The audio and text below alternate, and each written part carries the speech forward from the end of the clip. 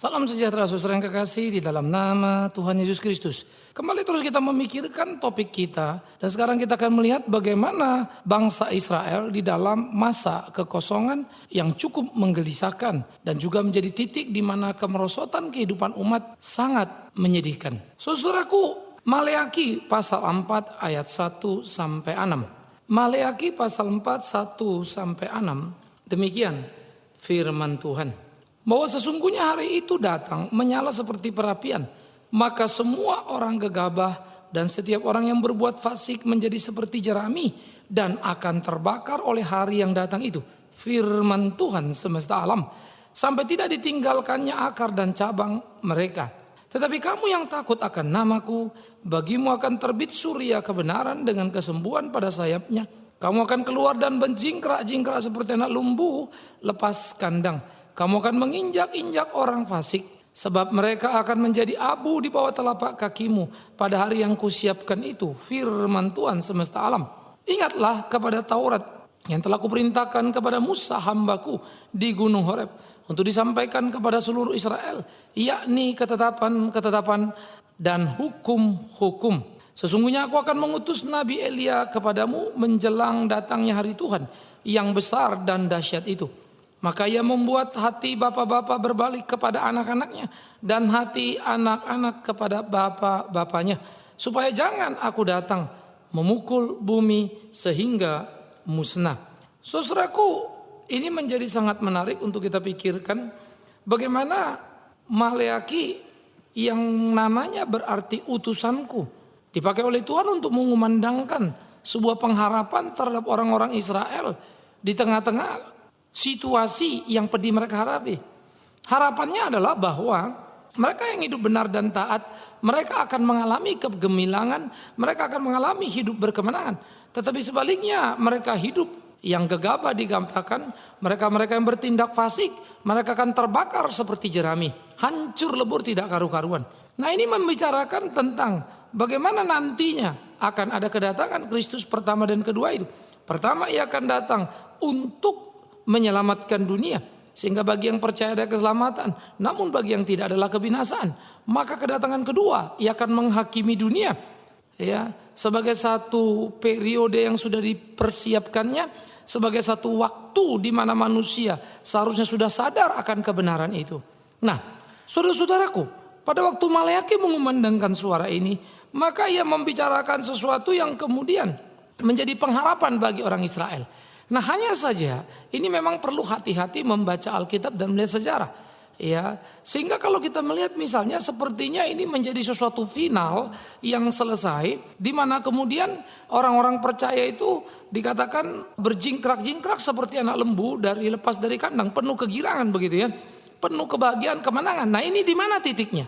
Saya kira perlu hati-hati untuk membedakan kedatangan pertama Kristus dan kedatangan kedua Kristus. Kemenangan final artinya yang kemudian selesai, puncak adalah nanti kalau kedatangan kedua. Tapi kedatangan pertama kita sudah menang atas dosa dan harus mengisi itu.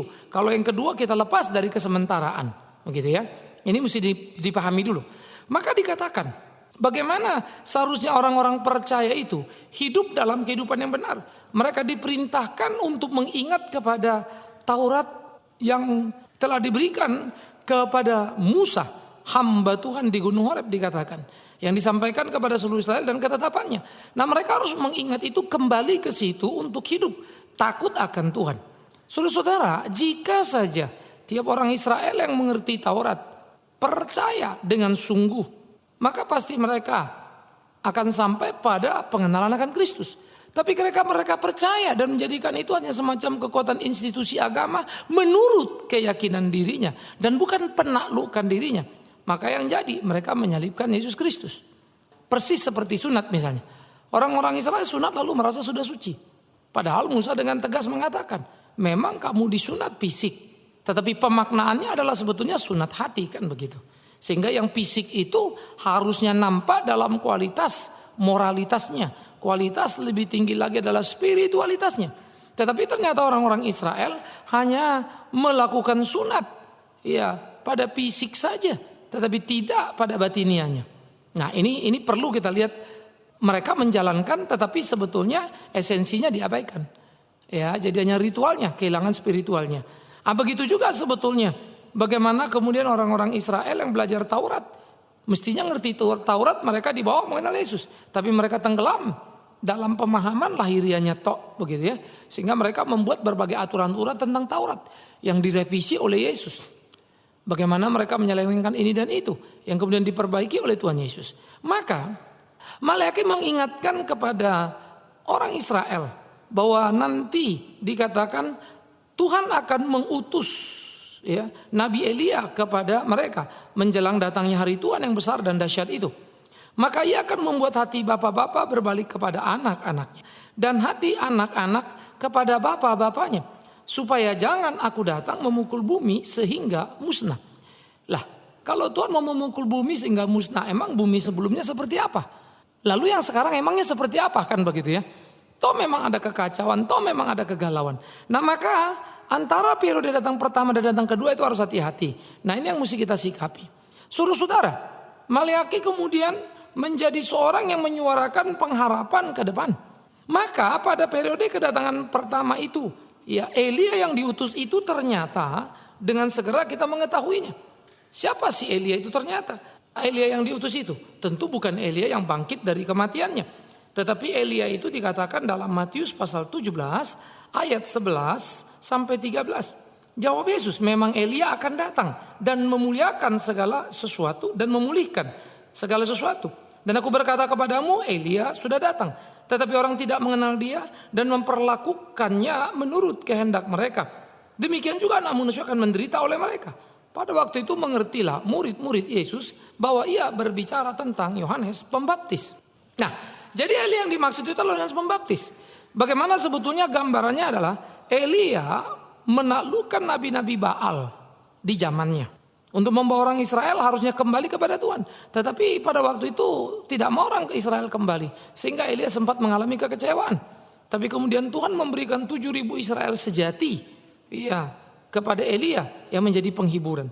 Begitu pula dengan kedatangan Kristus, saudara yang kekasih. Sehingga pada waktu Kristus datang, Elia kembali dalam hal ini Yohanes Pembaptis membuka jalan. Supaya orang-orang bertobat dan percaya kepada Kristus. Perhatikan kalimat itu. Kembali kepada Allah dengan percaya kepada Kristus. Yang olehnya Yohanes Pembaptis mengatakan membuka tali kasutnya saja aku tidak layak. Tetapi apa yang terjadi saudara, orang-orang Israel tidak semua mau percaya kepada Yesus. Bahkan mereka menyalibkannya. Tapi murid-muridnya dan beberapa orang percaya kemudian menjadi pengikutnya. Kalau di waktu lampau Elia diberi 7.000 orang. Tetapi sekarang di era ini bagaimana kita melihat semangat pemulihan itu terjadi. Tapi orang Israel yang kembali juga tidak banyak. Saudara-saudaraku, semangat ini sebetulnya ditaruhkan dalam pemahaman kita. Kenapa Yohanes Pembaptis itu disebut sebagai Elia yang akan datang itu. Jadi ini lebih kepada momentum pelayanan mereka sendiri. Pada waktu itu dikatakan maka ia akan membuat hati bapa berbalik kepada anak-anaknya dan hati anak kepada bapaknya. Supaya jangan aku datang memukul bumi sehingga musnah. Artinya saudara ada sebuah kekacauan, kegalauan di dalam kehidupan manusia.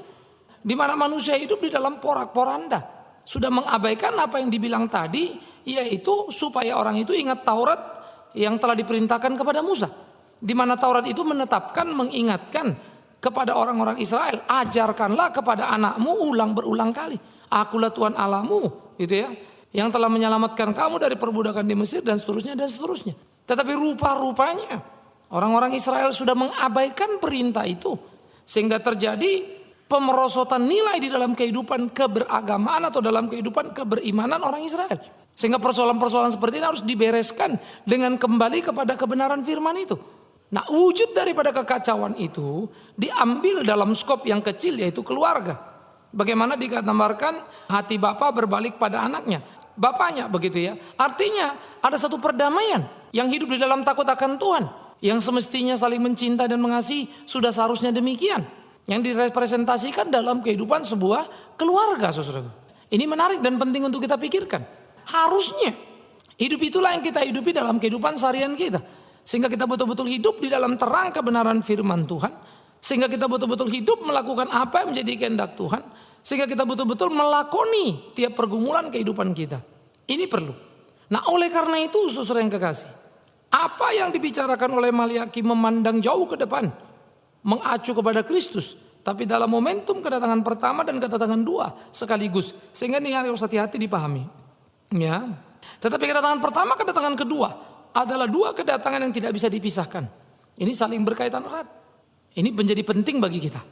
Nah, oleh karena itu, sesudah Maleakhi membicarakannya, nah dalam sejarah ini memang harus hati-hati saudaraku. Kenapa? Karena kemudian memang terjadi semacam satu kekosongan. Ada satu masa interval di mana kemudian tidak lagi ada nabi kecuali imam-imam besar yang memerintah di Israel, yang mengatur segala sesuatu perjalanan keagamaan bangsa itu. Nah, masa kegelapan ini kurang lebih 400 sampai 500 tahun berlanjut, ya. Nah, pada waktu era itu kita melihat bagaimana juga Israel mengalami pasang surut yang tidak sederhana. Sekarang kita sedikit masuk sejarah. Sesudah era dari Maleakhi sampai kepada Kristus, maka kita bisa melihat bagaimana di era itu merupakan satu awal periode dari Persia, ya, di mana Persia berkuasa, tetapi kemudian bagaimana mereka mengatur segala sesuatu kehidupan orang Yahudi. Hanya saja orang-orang Persia tetap mengizinkan orang-orang Yahudi melaksanakan upacara keagamaannya, ya, sehingga orang-orang Yahudi tetap menjalankan keagamaan mereka, ya. Jadi Yerusalem pada waktu itu berjalan seperti biasa, ya, tidak mengalami kehancuran-kehancuran. Baru kemudian saudara yang kekasih disebutkan berikutnya itu sesudah era itu lewat, maka kurang lebih 100 tahun muncullah periode apa yang disebut dari Helenis, yaitu orang-orang Yunani, di mana orang-orang Persia dikalahkan oleh Alexander Agung. Sehingga Alexander sangat yakin bahwa Yunani adalah budaya satu-satunya yang terhebat di dunia yang bisa mempersatukan dunia. Alexander seorang yang moderat, dia tetap mengizinkan juga orang Yahudi untuk menjalankan Taurat mereka. Bahkan dia membebaskan mereka dari upeti atau pajak pada tahun-tahun Sabat, ya. Sehingga artinya ada penghargaan terhadap keagamaan Yahudi. Ini memang cukup menarik. Tetapi pada waktu itulah kemudian bahasa Yunani menjadi bahasa, istilah kita sekarang bahasa internasional seperti bahasa Inggris. Ya, ini menjadi bahasa yang terus berkembang kemana-mana. Di samping memang bahwa Yunani sudah memiliki ilmu pengetahuan yang cukup baik, ya, dalam berbagai aspek. Dari sinilah kemudian orang-orang belajar Yunani dan menerjemahkan perjanjian lama dari bahasa Ibrani ke bahasa Yunani. Nah, jadi saudara yang kekasih, ini terus terjadi terus menerus nanti, ya, sehingga start dari 250 sebelum Masehi, jadi sebelum kedatangan Kristus mereka sudah melakukan itu, penterjemahan itu. Tetapi kemudian di dalam era itu ada era-era juga di mana ada bangsawan atau raja tertentu dari dalam sepanjang sejarah itu yang kemudian bersikap toleran, tapi ada juga yang tidak mengalami atau yang bertindak anti terhadap Yahudi. Jadi mereka pasang surut di dalam generasi tentunya, ya. Jadi Helenis terus berjalan selesai. Lalu muncul lagi kekuatan dari bangsa Ptolemeus, ya. Lalu bagaimana kemudian orang-orang Yahudi mengalami lagi kelonggaran, ya. Tetapi bagaimana kemudian zaman Seleukus orang-orang Yahudi ditekan begitu. Jadi ada pasang surut yang mereka alami. Di waktu itu bangsa Yahudi juga sempat melakukan pemberontakan dengan pimpinan Makabe. Ini memang menjadi sangat terkenal pada waktu itu. Ya, bagaimana keluarga Makabe ini melakukan perlawanan. Ya, ini bagaimana mereka berjuang begitu. Tetapi kemudian saudara-saudara, perjuangan itu tidak berjalan panjang, kemenangan mereka sesaat. Karena kemudian sesudah itu, ya, datang lagi Pompei dari Roma, lalu merebut Yerusalem, ya, dan kemudian Yahudi menjadi taklukan daripada Roma. Saudara-saudara yang kekasih, ketika Yahudi menjadi dikuasai Roma, ya, pada waktu bagian itu Herodes Agung memerintah sebagai raja yang diangkat oleh Roma, tunduk kepada Roma. Nah, di zaman pemerintahan Herodes Agung inilah kemudian Yesus lahir. Ya. Jadi Herodes nanti punya anak lagi, kerajaannya dibagi lagi beberapa bagian begitu, ya. Nah, ini juga kita mesti memahami. Dan bagaimana kemudian juga Herodes Herodes Agung melakukan sebuah perlawanan, ya, untuk bertahan, untuk mencapai kemerdekaan yang menjadi kegairahan mereka, ya.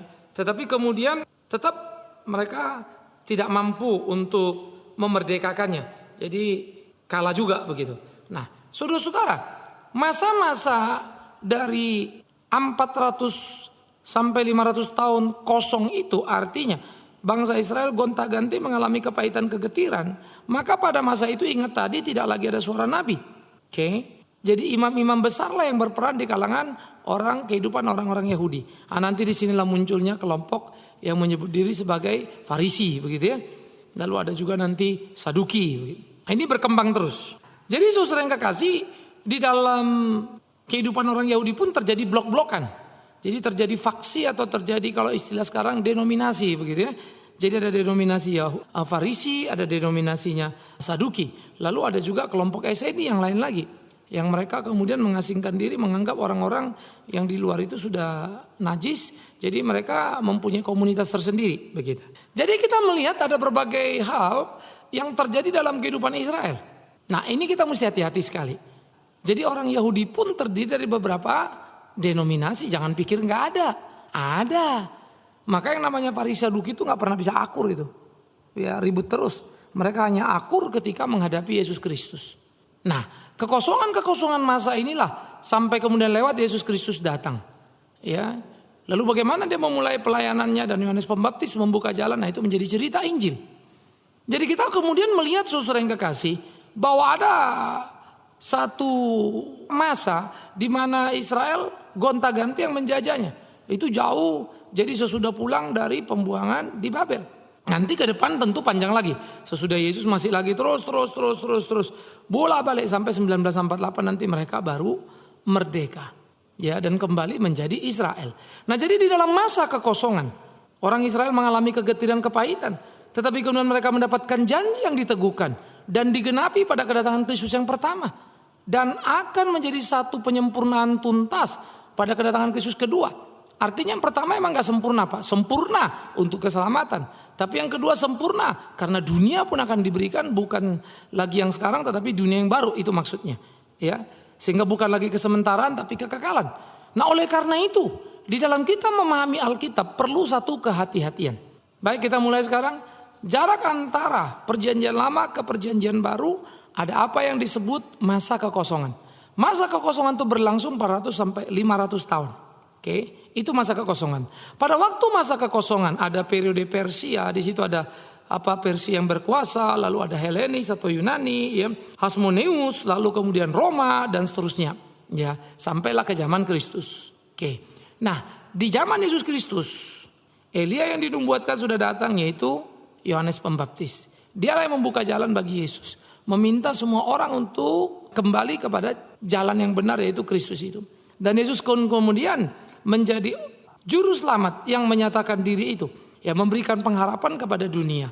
Nah, Yesus Kristus Tuhan itu di dalam kedatangan yang pertama dari Yohanes Pembaptis, semua orang harus kembali kepada Taurat. Taurat yang mengajarkan bagaimana mewariskan iman yang sejati kepada generasi demi generasi. Nah, itu hati Bapa terhadap anak, anak terhadap Bapa supaya kembali dan damai. Ya, disitulah sebetulnya pengenalan akan kebenaran sehingga itu akan membawa orang pada hidup yang benar. Nah, jadi saudara yang kekasih, pemulihan itu saudara tidak bisa kemudian bilang, loh sekarang masih ada yang ribut tuh Pak, orang tua sama anaknya misalnya. Loh si Anu ribut gini, si Anu ribut gitu. Nah, banyak sekali orang kemudian salah paham Alkitab. Katanya gini tapi kok gini, katanya gini tapi kok gini. Nah, karena kesalahan memahami periode-periode atau apa yang dimaksud dengan tulisan Alkitab.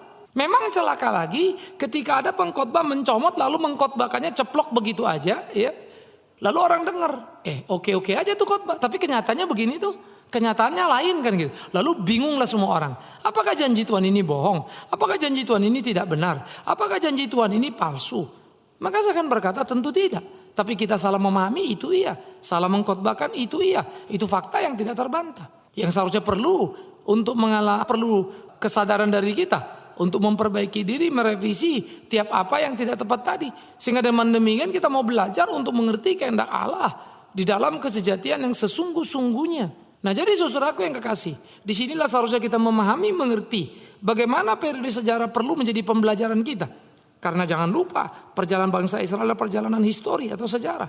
Tapi dalam perjalanan itu ada satu pemahaman yang mereka berproses dalam mengerti kehendak Allah. Itu teologi namanya. Ya, dari PL sampai ke PP. Ada masa tenggang waktu yang kosong, yang cukup panjang. Dan banyak yang terjadi pada orang-orang Yahudi. Dan juga banyak perubahan-perubahan struktural di dalam keagamaan Yahudi. Dari nabi bergerak dan bergeser menjadi era para imam yang mengatur segala sesuatunya di dalam pemerintahan Yahudinya, begitu ya. Sehingga nanti itulah yang ada di zaman Yesus Kristus, ahli Taurat atau imam besar dan seterusnya. Ya, nah ini menjadi kekuasaan tertinggi. Nah pada waktu itu kemudian perjanjian baru kita tidak lagi akan melihat ada nabi. Ya ingat, tidak lagi ada nabi. Walaupun banyak sekali sekarang ini orang ngaku nabi. Ya, jadi aneh tapi nyata lah begitu ya. Tapi ya terserah masing-masing lah situ untuk mengklaim dirinya kan. Tetapi kita mesti balik kepada Alkitab. Apa yang dikatakan Alkitab. Sehingga bagaimana kemudian di PB itu menjadi rasul yang diutus. Nabi itu yang bernubuat, profet atau profesi itu ya. Yang nubuat. Jadi mereka bernubuat tentang Kristus, Kristus digenapi di PB. Dan PB Kristus digenapi mengutus rasul, nah itu apostol atau rasul-rasul itu. Jadi semua periode tepat. Sekarang tinggal era apa yang disebut sebagai gembala, ya, penginjil, guru agama, begitu ya. Sehingga dia menjadi bagian yang mewarnai kehidupan gereja masa kini. Nah biarlah ini menjadi pembelajaran penting bagi kita saudara yang kekasih. Untuk kemudian kita melihat di dalam perjalanan sejarah kehadiran Allah itu sangat kental. Sangat terasa, sangat nyata. Tapi kita perlu belajar dengan sungguh-sungguh. Supaya kita tidak salah mengerti apa yang menjadi kehendak Allah. Maka nubuat demi nubuat digenapi perlahan. Menjadi sesuatu yang makin terang, dan makin terang. Alangkah luar biasanya. Maka berbahagialah mereka yang mau belajar Alkitab sungguh-sungguh dan menaklukkan dirinya dan melakukannya. Karena mereka akan memperoleh pencerahan dan kebahagiaan karena kebenaran yang memerdekakan. Tuhan memberkati kita. Amin. Mari kita berdoa. Kami bersyukur, kami berterima kasih kepada Tuhan yang terus memimpin menuntun kami dalam sepanjang kehidupan. Sejarah boleh berlalu, tetapi pemeliharaan Tuhan tidak pernah selesai dalam hidup kami karena terus berlanjut hingga kesudahan zaman. Terima kasih Tuhan. Kata kami berdoa, teguhkan kami di pergumulan kehidupan kami. Sehingga seperti orang-orang Israel yang menjalani masa-masa, bahkan masa yang terasa genting, terasa penuh dengan kekosongan, masa yang menjadi era pencarian jati diri, kiranya juga menjadi pembelajaran untuk menemukan kesejatian diri itu sendiri. Terima kasih supaya kami tidak membuang waktu dalam hidup kami, tapi belajar dari tiap peristiwa, tak mengulang pada skala yang sama, sehingga kami jadi bersalah di hadapan Tuhan. Tapi biarlah kami melakukan yang benar, sehingga hidup kami menyenangkan hati Tuhan. Di dalam nama Tuhan Yesus Kristus Tuhan yang hidup, kami berdoa bersyukur pada Bapa dalam sorga. Terpujilah Tuhan. Amin.